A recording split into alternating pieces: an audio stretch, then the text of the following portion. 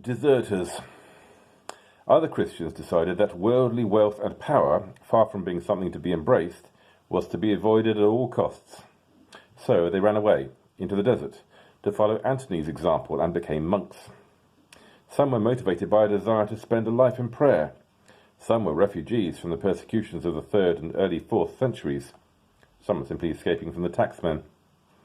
So many people in 3rd century Egypt moved out of the cities into smaller settlements to escape taxes and bureaucracy that in the end Diocletian was forced to reform the tax system. But all these people were in some way avoiding the Roman Empire.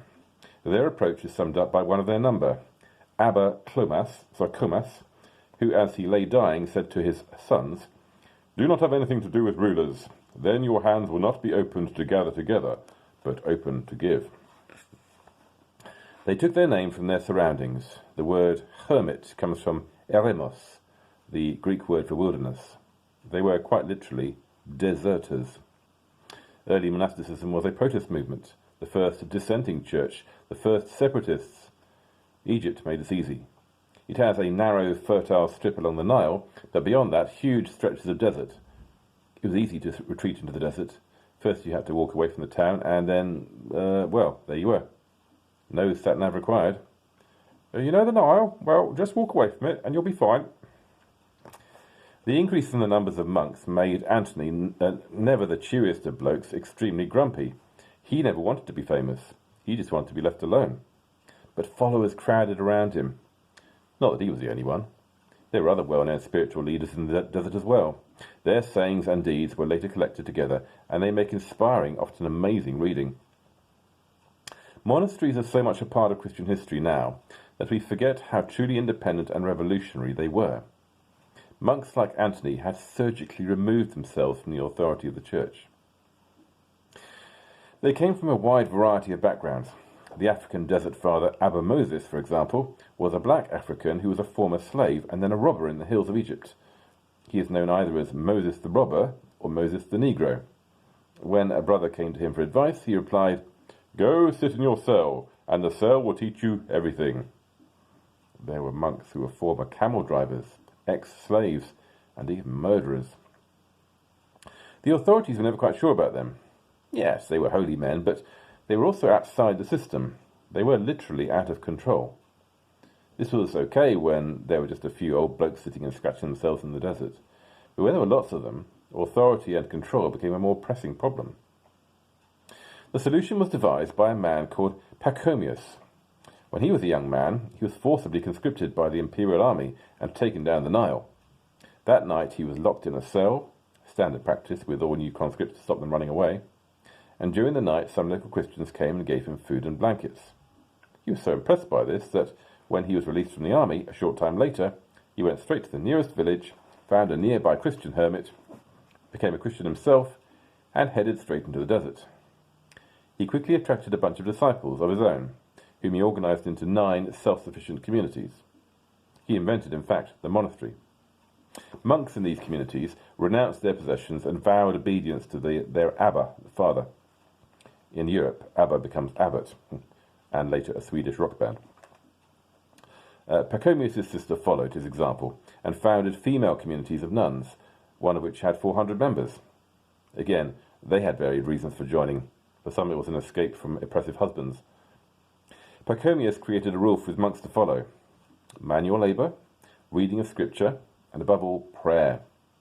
Monks ate together, but in silence, and every weekend they shared the Eucharist.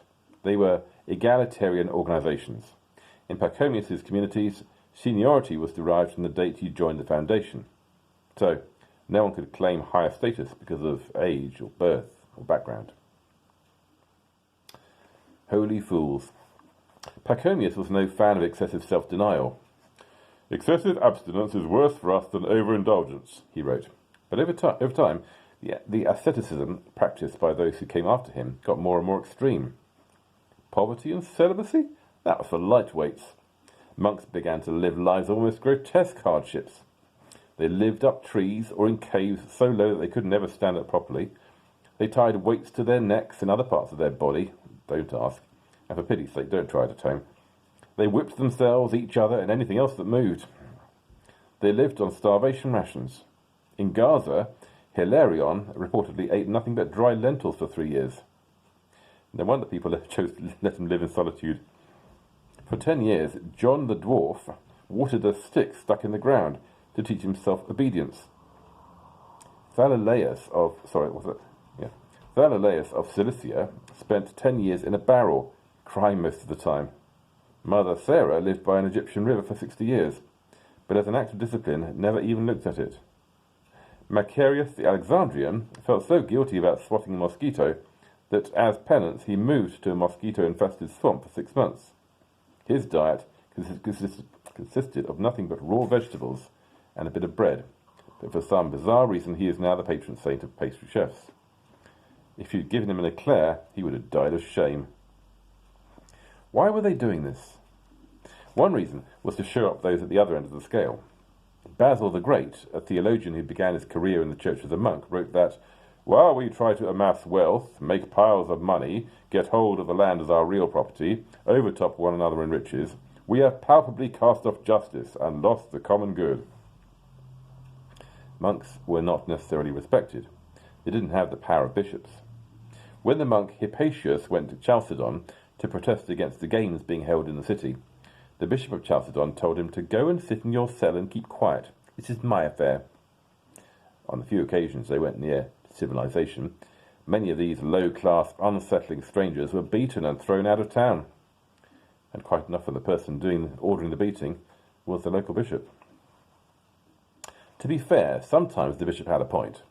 Some hermits did not live as solitaries, but as a kind of combative, unsettling performance artist.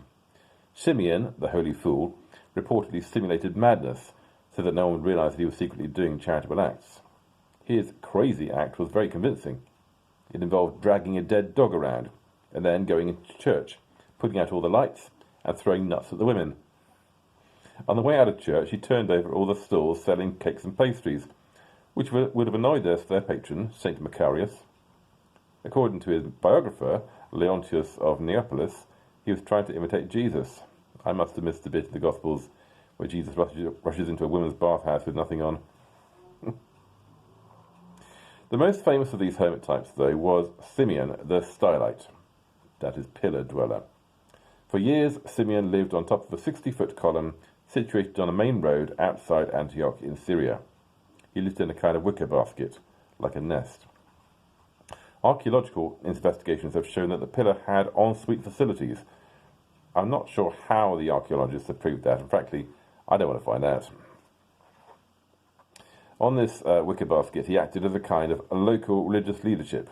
Bedouin tribesmen came and burned their idols below his pillar.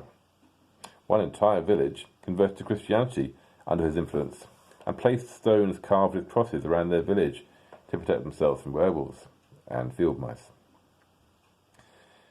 He was widely imitated throughout the eastern Mediterranean by monks living atop ever more vertiginous pillars. It wasn't simply an attempt to be the 5th century David Blaine. They were sending out a message. First, the pillars they used were taken from old pagan temples. They were living in the ruins of paganism. Second, they wanted to be seen and heard. Simeon's pillar was right by a main road, and he would bellow down his sermons to his many fans. Unlike more traditional hermits, they did not retreat into distant caves in the desert. They wanted to make an exhibition of themselves. They were potent, visible rebukes to the society around them. It was an Eastern phenomenon. Attempts to imitate Simeon in the West were scuppered by the climate. In fact, we know of only one Western pillar percher, a hermit called Wolf Lake, who lived atop a pillar at what is now Carignan in the Ardennes in AD 585. This was a symbolic protest gesture. There was an old temple of Diana there, and from the top of his pillar, Wolf Lake preached rousing sermons against paganism. But the weather was harsh. He lost his toenails in the harsh winter, and icicles formed in his beard. In the end, some passing bishops encouraged Wolf Lake to come down for a chat, and one of them broke up his pillar while he wasn't watching.